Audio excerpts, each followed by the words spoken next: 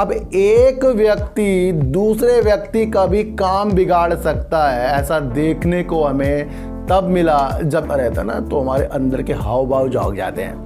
हमारे अंदर के हाव भाव ऐसे जाके भाई हमारे सिवा इस दुनिया में कोई अच्छा नहीं है, वो कभी नहीं जानेगा। आप आज अजमा लेना कि आपके पास जितना ज़्यादा पेनी स्टॉक होगा वो उतना ज़्यादा आपको बढ़कर नहीं दिखाए, वो तब बढ़कर अब जियो जिस तरीके से बाजार में अपनी ऑप्टिकल फाइबर की स्थिति को 50% तक के कब्जा कर चुका है ना। हमारे अंदर एक गंदी आदत क्या है मैं आपको बता दूं कि हम शेयर प्राइस के तहत शेयर को खराब समझ लेते हैं कि अगर किसी कंपनी का बढ़ावा देने के लिए और अपनी ऑप्टिकल फाइबर केबल्स के द्वारा बड़ी बड़ी कंपनियों में अपनी पहुंच तक जाने, लाइफ केयर हो गया, रतन इंडिया हो गया, इस तरीके से जो पेनी स्टॉक है उसके पीछे ज़्यादा से ज़्यादा पड़े हुए हैं। और मैंने 10,158 नए केस आ गए हैं जो पिछले कल के दिन से 30% अधिक है।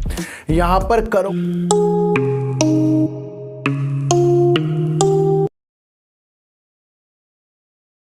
नमस्कार, मैं स्वागत करता हूं आपका अपने ही चैनल पर जिसका नाम है सार्थक बाजार से। आज बात करेंगे वोडाफोन आइडिया की और बात करेंगे सर इंडस टावर और बात करेंगे HFCL की। सर इन सब की बात करने से पहले मैं आपको एक चीज़ बता दूं, जिस तरीके से कोरोना के केस अब बढ़कर जो करीब 10,158 नए केस आ गए हैं जो पिछले कल के दिन से 30% अधिक है।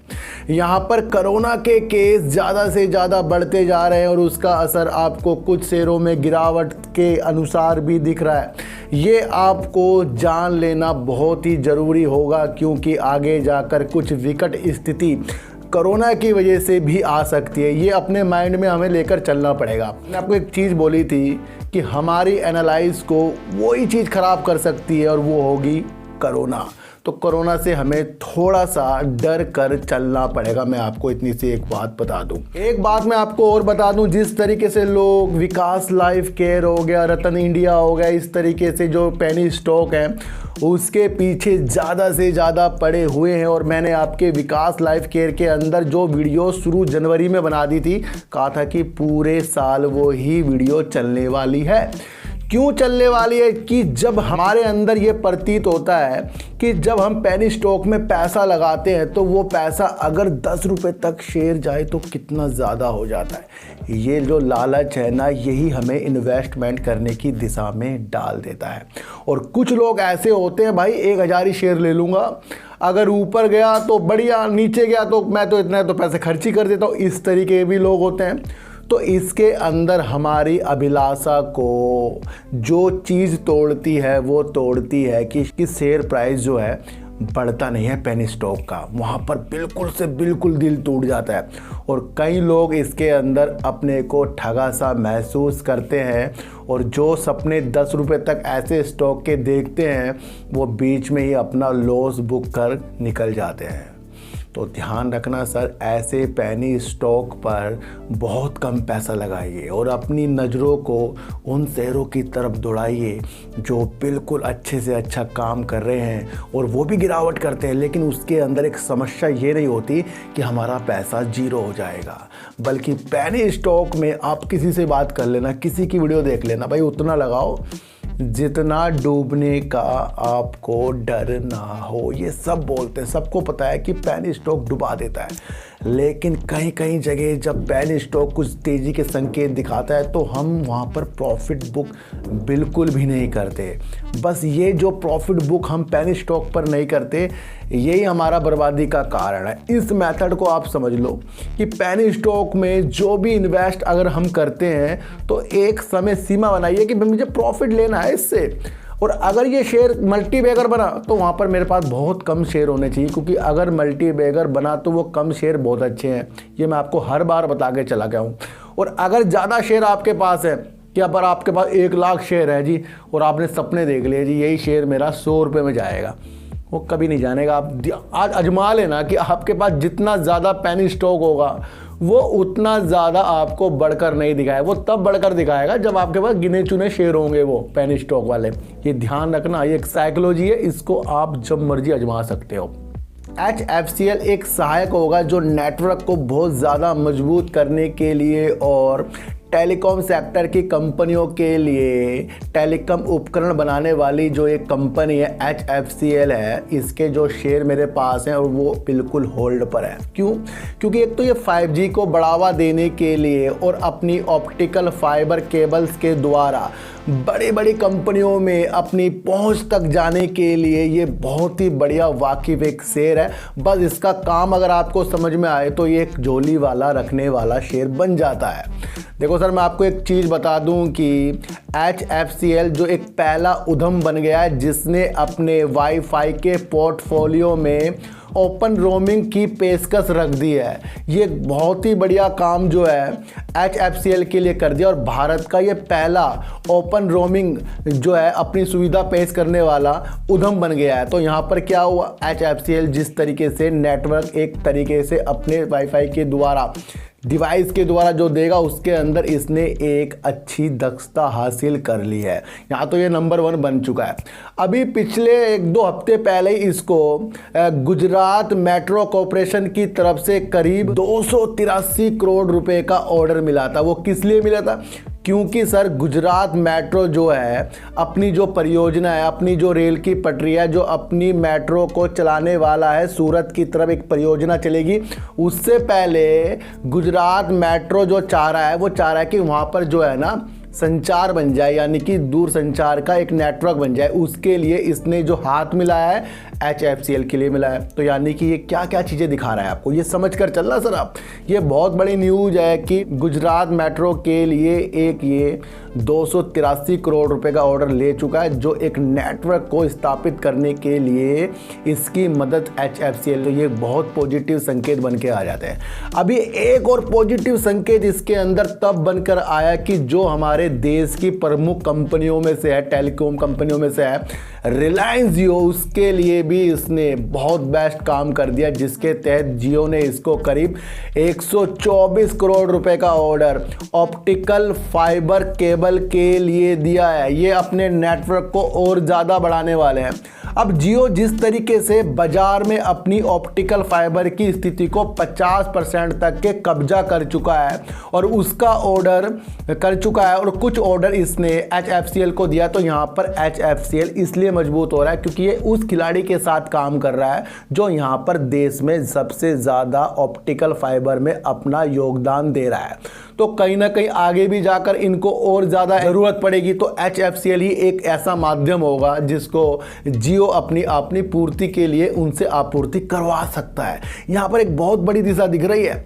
जियो जो फाइबर यानी रिलायंस के पास करीब 11 लाख किलोमीटर से भी अधिक का ऑप्टिकल फाइबर का नेटवर्क है जो पृथ्वी ग्रह के 27 बार से अधिक का चक्कर लगा सकता है। ये कितनी बड़ी न्यूज़ है।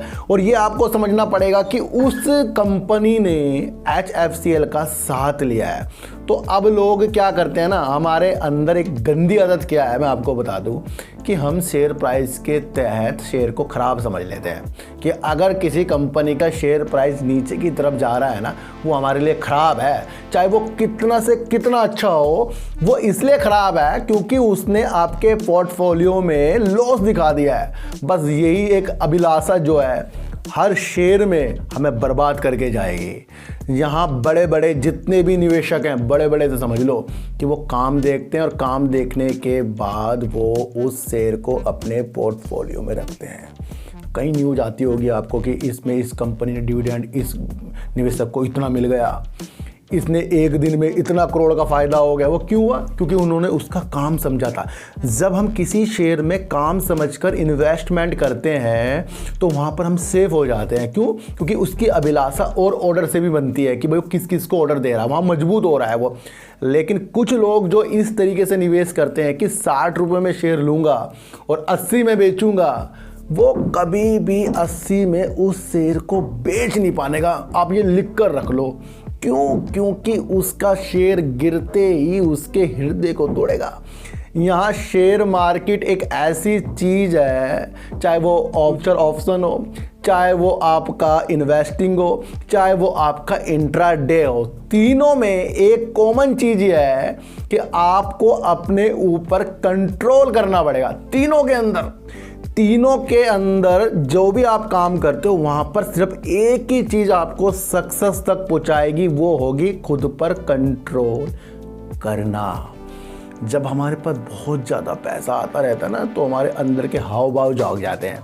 हमारे अंदर के हाव भाव ऐसे जाके भाई हमारे सिवा इस दुनिया में कोई अच्छा नहीं है, भाई पड़ोस वाला बेकार है, इधर बेकार है, क्योंकि हमारे पास उससे ज़्यादा पैसा आ गया है। यहाँ पर क्या, यहाँ पर हमने अपने ऊपर से कंट्रोल खोया है।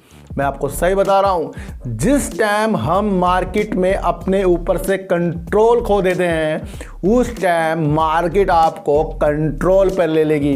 और जब मार्केट आपको कंट्रोल पे लेगी ना, जो आपने अपना कंट्रोल खोया था अपने प्रॉफिट को देखकर, वो सारा प्रॉफिट आपको दूसरे की झोली में जाता हुआ मिलेगा, क्योंकि उसने धैर्य दिया और हमने क्या किया है, हमने थोड़ा प्रॉफिट आते अपने को राजा समझा है।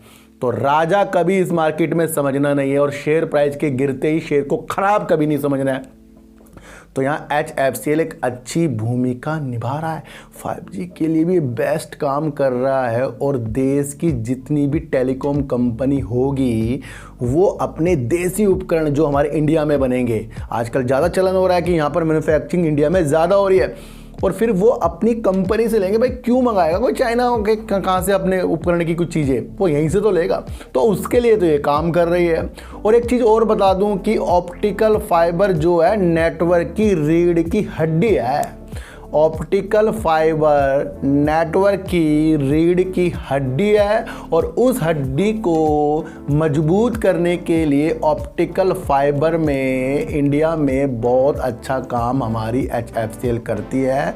और अपने व्यापार को बढ़ाने के लिए अलग दिशा से अलग देश की तरफ भी ये काम करती है। तो समझिए कि रेलवे में संचार की सुविधा देने के लिए वहाँ पर कुछ वर्क जो HFCL सूरत में पिछले दिनों इनको ऑर्डर मिला है वहाँ बेस्ट है। और यहाँ पर जब नाम जियो से किसी का जुड़ जाए वो अपने आप में बेस्ट होता है। बस शेयर प्राइस के ऊपर ध्यान मत दो, काम के ऊपर हमें ध्यान देना पड़ेगा। तो यहाँ पर हम एक तरह से मजबूत हो रहे हैं। अब एक व्यक्ति दूसरे व्यक्ति का भी काम बिगाड़ सकता है, ऐसा देखने को हमें तब मिला जब इंडस टावर में एक न्यूज़ निकल कर आई है। एक न्यूज़ निकल कर ये आई है कि इंडस टावर Q4 में जो पैसा वोडाफोन आइडिया से उसको लेना था, अगर वोडाफोन आइडिया दे नहीं पाया तो 1500 करोड़ रुपए करीब का ये प्रावधान कर देगा, यानी कि प्रोविज़न कर देगा। तो यहाँ पर बैड न्यूज़ जुड़ती हुई इंडस टावर के लिए आ गई, और वो तब आई है कि जब वो पैसा नहीं देगा। तो ये सालाना करीब 82% गिरने की टिगर को दबा चुका है। यानी कि इस तरीके से अगर वोडाफोन आइडिया इसको पैसे नहीं देता और ये 1500 करोड़ रुपए का अपना प्रावधान करता है, तो यहाँ पर इंडस टावर जो अपने सालाना 82% तक गिरने के ट्रिगर को चालू कर देगा।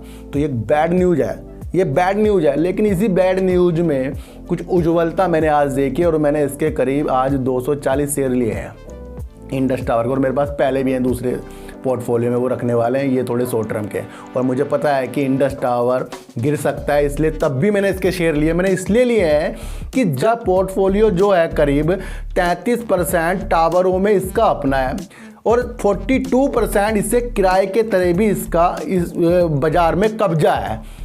और उसके बाद एयरटेल ने इसके अंदर अपनी हिस्सेदारी को बढ़ाया क्यों है? देखो सर, मैं आपको कह रहा हूँ ना, शेयर प्राइस गिरते ही मैं किसी उस शेयर को कभी ख़राब नहीं समझने का जिससे 5G आने के बाद इसके टावर से जो नेटवर्क निकलेंगे, क्या उसका जो रेवेन्यू होगा, उसका पैसा होगा, कंपनी को नहीं आएगा। यहाँ पर आधार बिंदु क्या है कि वोडाफोन आइडिया जो करीब 7000 करोड़ रुपए बनते हैं किसके, इंडस टावर के, वो नहीं दे पा रहा। उसके लिए 1500 करोड़ रुपए का प्रावधान करेगा। यहाँ निगेटिव आ गई है, और वो निगेटिव सिर्फ इंडस टावर के लिए नहीं, इस न्यूज़ से यहाँ पर वोडाफोन आइडिया भी इससे जुड़ता हुआ दिख रहा है।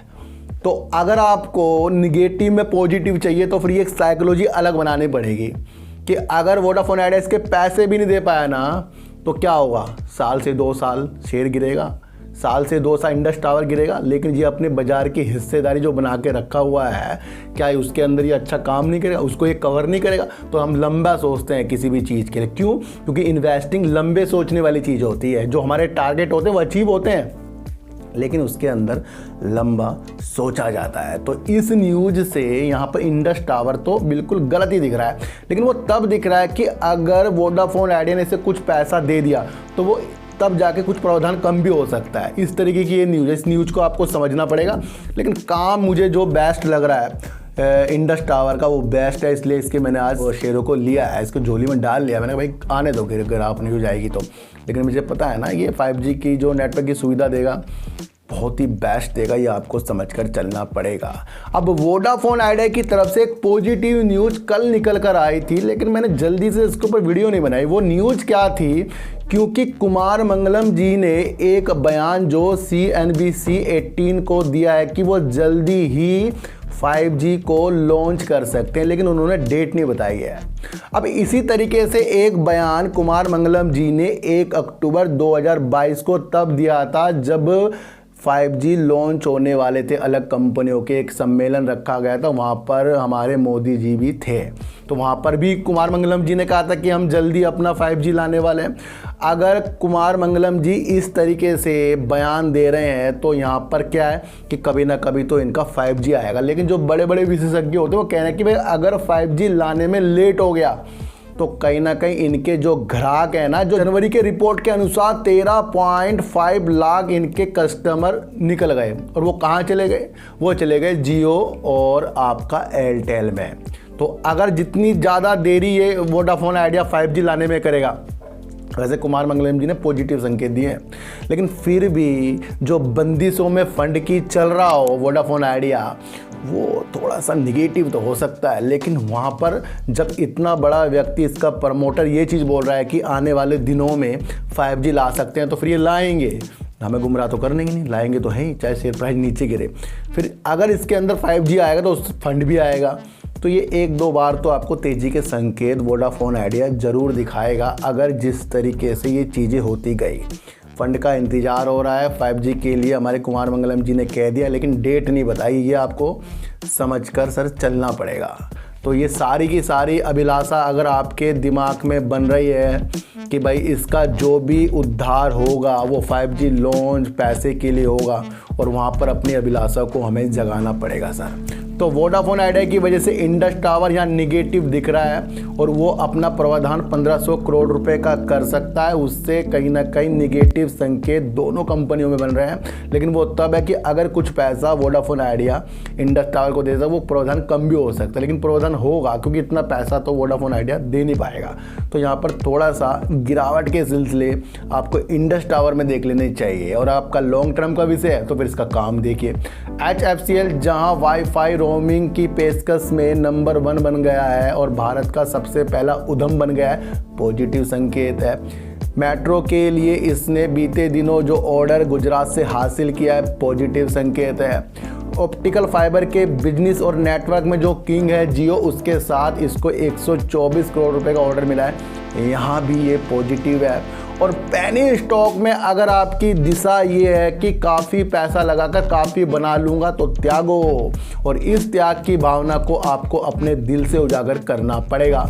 और पीछे पीछे कोरोना अपना पंख फैलाता जा रहा है, जो करीब 10,158 नए केस आ गए, जो कल से 30% अधिक ही है। तो इसलिए सबसे पहले अपने पैसों को बचाइए, सेव कीजिए और अपने माइंड के अनुसार काम कीजिए, क्योंकि शेयर मार्केट सिर्फ इन्वेस्टमेंट करना नहीं, बल्कि उसमें इन्वेस्टमेंट करके कहाँ एवरेज करना, कहाँ रुकना, क्या न्यूज़ क्या असर डाल सकती है, कि सारी अभिलाषा आपको मेरे द्वारा और खुद भी बनानी पड़ेगी, क्योंकि आगे जाकर आपको खुद ब खुद डिसीजन लेने, और वो डिसीजन आपके सक्सेस की तरफ भी जाएंगे, क्योंकि आपने कुछ प्रैक्टिकल सीख के कुछ चीज़ें की है। तो सर चीटी को आटा दीजिए, गाय को रोटी दीजिए, और अपने बच्चों को ज़्यादा से ज़्यादा प्यार कीजिए, क्योंकि बच्चे ही आपकी मासूमियत से किस्मत पलटेंगे। तो फिर मिलेंगे आपसे नए वीडियो के साथ, जब तक के लिए नमस्कार।